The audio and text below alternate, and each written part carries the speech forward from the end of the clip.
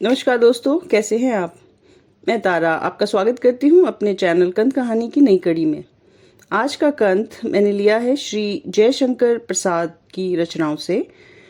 जयशंकर प्रसाद जी का जन्म 30 जनवरी 1890 को वाराणसी में हुआ और वो 1937 में ये संसार छोड़कर चले गए। वे एक हिंदी कवि, नाटककार, कहानीकार, उपन्यासकार तथा निबंध लेखक थे। वे हिंदी के छायावादी युग के 4 प्रमुख स्तंभों में से एक माने जाते हैं। प्रसाद जी की प्रारंभिक शिक्षा काशी में क्वींस कॉलेज में हुई थी। उनकी शिक्षा का बाद में व्यापक प्रबंध घर पर ही किया गया, जहाँ हिंदी और संस्कृत का अध्ययन इन्होंने किया। इन्होंने अपनी कविताओं की शुरुआत ब्रज भाषा से की थी। कविताओं, नाटकों और अनगिनत कहानियों के अलावा इन्होंने कंकाल, तितली और इरावती जैसे उपन्यास लिखे। इनके लेखों को भारतीय हिंदी पाठ्य पुस्तकों में जूनियर लेवल से लेकर मास्टर्स लेवल तक शामिल किया गया है। आज आपको सुनाने जा रही हूँ जयशंकर प्रसाद जी की एक लघु कहानी, घीसू। शाम की कालिमा और शांति में किसी कुएं पर शहर के बाहर बड़ी प्यारी स्वर लहरी गूंजने लगती। घीसू को गाने का चस्का था, परंतु जब कोई ना सुने वह अपनी बूटी अपने लिए घोंटता और फिर खुद ही पीता और खुद ही अपने गाने सुनता। जब उसकी रसीली तान 2-4 को पास बुला लेती, वह चुप हो जाता, अपनी पोटली में सब सामान बटोरने लगता और चल देता। कोई नया कुआं खोजता, कुछ दिन वहां अड्डा जमाता। सब करने पर भी वह 9 बजे नंदू बाबू के कमरे में पहुंच ही जाता। नंदू बाबू का भी वही समय था बीन लेकर बैठने का। घीसू को देखते ही वे कह देते, आगे घीसू। हाँ बाबू, गहरे बाजू ने बड़ी धूल उड़ाई, साफा आते आते बिगड़ गया। कहते कहते वह अक्सर अपने जयपुरी गमछे को बड़ी मीठी आंखों से देखता और नंदू बाबू उसके कंधे तक बाल, छोटी छोटी दाढ़ी, बड़ी बड़ी गुलाबी आंखों को प्यार से देखते। घीसू उनका रोज दर्शन करने वाला, उनकी बीन सुनने वाला भक्त था। नंदू बाबू से अपने डिब्बे से 2 खिल्ली पान की देते हुए कहते, लो इसे जमा लो। क्यों, तुम तो इसे जमा लेना ही कहते हो ना। वह विनम्र भाव से पान लेते हुए हंस देता।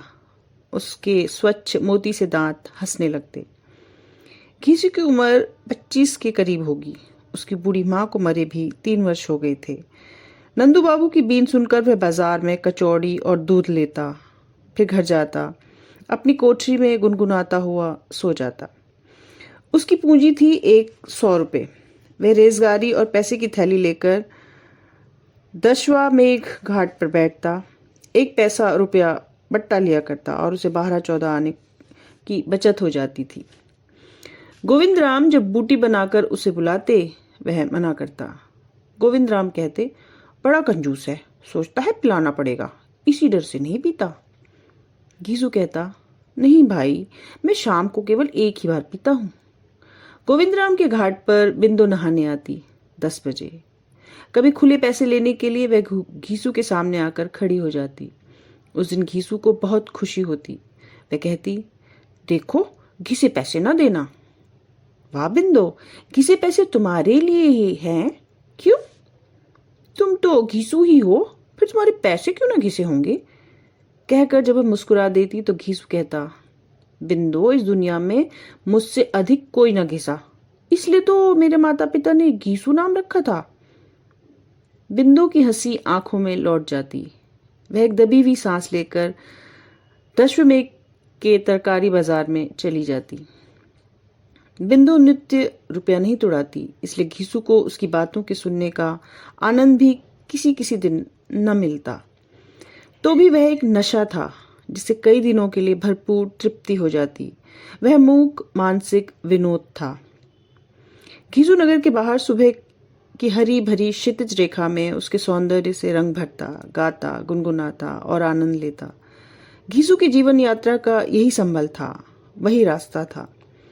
शाम की उदासी, बूटी की गमक, तानों की रसीली गुनगुनाहट और नंदू बाबू की बीन सब बिंदु की आराधना की सामग्री थी। घीसू कल्पना के सुख से सुखी होकर सो जाता। उसने कभी सोचा भी नहीं कि बिंदु कौन है, किसी तरह से उसे इतना तो विश्वास हो गया था कि वह एक विधवा है, परंतु इससे अधिक जानने की उसे जैसे आवश्यकता नहीं। रात के 8 बजे थे। घीसू बाहरी ओर से लौट रहा था। सावन के मेघ घिरे थे। हल्की हल्की बारिश पड़ रही थी। घीसू गा रहा था, निस दिन बरसत नैन हमारे। सड़क पर कीचड़ की कमी न थी। वह धीरे धीरे चल रहा था, गाता गाता था। सहसा वह रुका। एक जगह सड़क में पानी इकट्ठा था। छींटों से बचने के लिए वह ठिठक कर किधर से चले सोचने लगा। पास के बगीचे के कमरे से उसे सुनाई पड़ा, यही तुम्हारा जीवन है, यहाँ इस मुंह जली को लेकर पड़े हो। दूसरी ओर से कहा गया, तो इससे क्या हुआ? क्या तुम मेरी ब्याही हुई हो जो मैं तुम्हें जवाब देता फिरूं? इस शब्द में भर्राहट थी, शराबी की बोली थी। घीसू ने सुना, बिंदु कह रही थी, मैं कुछ नहीं, लेकिन तुम्हारे साथ मैंने धर्म बिगाड़ा है, सो इसलिए नहीं कि तुम मुझे फटकारते फिरो। मैं इसका गला घोट दूंगी, और तुम्हारा भी बदमाश। ओहो, मैं बदमाश हूं? मेरा ही खाती और मुझसे ही? ठहर तो देखूं, किसके साथ तू यहाँ आई है, जिसके भरोसे इतना बढ़ बढ़ कर बातें कर रही है? पाजी चुड़ैल, भाग, नहीं तो छुरा घोंप दूंगा। छुरा भोंकेगा? मार डाले हत्यारे, मैं आज अपनी और तेरी जान दूंगी और लूंगी, तुझे भी फांसी पर चढ़ाकर ही छोड़ूंगी। एक चिल्लाहट और धक्कम धक्का का शब्द हुआ। घीसू से अब रहा ना गया। उसने बगल में दरवाजे पर धक्का दिया। खुला हुआ था। भीतर घूम फिरकर पलक मारते मारते घीसू कमरे में जा पहुंचा। बिंदु गिरी हुई थी और एक अधेड़ मनुष्य उसका जूड़ा पकड़े था। घीसू की गुलाबी आंखों से खून बरस रहा था। उसने कहा, एक औरत है, इस पर हाथ उठाते हो? मारने वाले ने कहा, तभी तो इसी के साथ यहां तक आई हो। लो, यह तुम्हारा यार आ गया। बिंदु ने घूम कर देखा। घीसू। वह रो पड़ी। अधेड़ ने कहा, ले चली जा, मौज कर, आज से मुझे अपना मुंह मत दिखाना। घीसू ने कहा, भाई तुम अजीब आदमी हो, लो चला जाता हूं। मैंने तो छुरा भौंकने और चिल्लाने का शब्द सुना, इधर चला आया। मेरा तुम्हारे झगड़े से क्या लेना देना? मैं कहाँ ले जाऊंगा भाई, तुम जानो, तुम्हारा काम जाने। लो मैं जाता हूं, कहकर घीसू जाने लगा। बिंदु ने कहा, ठहरो। घीसू रुक गया। बिंदु चली। घीसू भी पीछे पीछे बगीचे के बाहर निकल आया। सड़क सुनसान थी। दोनों चुपचाप चले। थोड़ी दूर पर आकर घीसू ने पूछा, अब तो तुम अपने घर चली जाओगी? कहाँ जाऊंगी? अब तुम्हारे घर चलूंगी। घीसू बड़े असमंजस में पड़ा। उसने कहा, मेरे घर कहाँ? नंदू बाबू की कोठरी है, वहीं पड़ा रहता हूं। तुम्हारे वहां रहने की जगह कहाँ? बिंदु रो दी। चादर के छोर से आंसू पहुंचती हुई उसने कहा, तो फिर तुमको इस समय वहां पहुंचने की क्या पड़ी थी? मैं जैसा होता भुगत लेती। तुमने वहां पहुंचकर मेरा सब चौपट कर दिया। मैं कहीं की ना रही। सड़क पर बिजली के उजाले में रोती हुई बिंदु से बात करने में घीसू का दम घुटने लगा। उसने कहा, तो चलो। दूसरे दिन दोपहर को थैली गोविंदराम के घाट पर रखकर घीसू चुपचाप बैठा रहा। गोविंदराम की बूटी बन रही थी। उन्होंने कहा, घीसू, आज बूटी लोगे? घीसू कुछ ना बोला। गोविंदराम ने उसका उतरा हुआ मुंह देखकर कहा, क्या कहें घीसू, आज तुम उदास क्यों हो? क्या कहूं भाई, कहीं रहने की जगह खोज रहा हूं। कोई छोटी सी कोठरी मिल जाती जिसमें सामान रखकर ताला लगा दिया करता।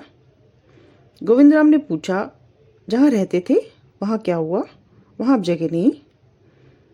इसी मड़ी में क्यों नहीं रहते? ताला लगा दिया करो, मैं तो 24 घंटे रहता नहीं। घीसू की आंखों में कृतज्ञता के आंसू भर आए। गोविंद ने कहा, तो उठो, आज तो बूटी छान लो। घीसू पैसे की दुकान लगाकर अब भी बैठता है और बिंदु नित्य गंगा नहाने आती है। वह घीसू की दुकान पर खड़ी होती है। उसे वह 4 आने पैसे देता है। अब दोनों हंसते नहीं, मुस्कुराते नहीं। घीसू का बाहरी ओर जाना छूट गया है। गोविंदराम की डोंगी पर उस पार हो आता है। लौटते हुए बीच गंगा में से उसकी लहरीली तान सुनाई पड़ती है, किंतु घाट पर आते आते चुप।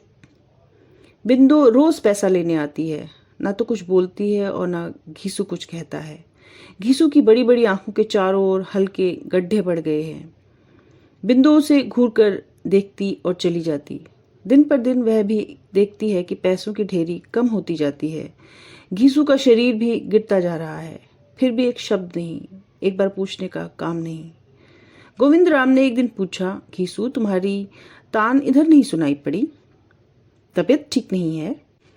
गोविंद ने उसका हाथ पकड़कर कहा, क्या तुम्हें बुखार आता है? नहीं तो, यूं ही आजकल खाना बनाने में आलस करता हूँ, अनबन खा लेता हूँ। गोविंद राम ने पूछा, बूटी छोड़ दी ना, इसी से तुम्हारी यह दशा है। उस समय घीसू सोच रहा था, नंद बाबू की बीन सुने बहुत दिन हुए, वे क्या सोचते होंगे। गोविंद राम के चले जाने पर घीसू अपनी कोठरी में लेटा रहा। उसे सचमुच बुखार आ गया, भीषण बुखार था। रात भर वह छटपटाता रहा। बिंदो समय पर आई। मणि के चबूतरे पर उस दिन घीसू की दुकान नहीं थी। वह खड़ी रही, फिर अचानक उसने दरवाजा ढकेल कर अंदर देखा। घीसू छटपटा रहा था। उसने उसे पानी पिलाया। घीसू ने कहा, बिंदो माफ करना, मैंने तुम्हें बड़ा दुख दिया, अब मैं चला। लो यह बचा हुआ पैसा तुम जानो भगवान जाने। कहते कहते उसकी आंखें टंग गई। बिंदु की आंखों से आंसू बहने लगे। वह गोविंद राम को बुला लाई। बिंदु अब भी बचे पैसे की दुकान करती है। उसका रंग रूप कुछ नहीं रहा। बचा रहा तो थोड़ा सा पैसा और बड़ा सा पेट और पहाड़ से आने वाले दिन। एकांत भी बस यहीं तक था। घीसू की मीठी आवाज सबको लुभाती रही, पर उसका मौन कोई न सुन पाया। आवाज के तो दीवाने कई है मेरी, आवाज के तो दीवाने कई है मेरी, खामोशी जो सुने कोई तो कुछ बात हो। आज के लिए इतना ही। लाइक, शेयर एंड सब्सक्राइब कीजिए। आगे आने वाली कहानियों के लिए बेल आइकन ज़रूर प्रेस करें। धन्यवाद।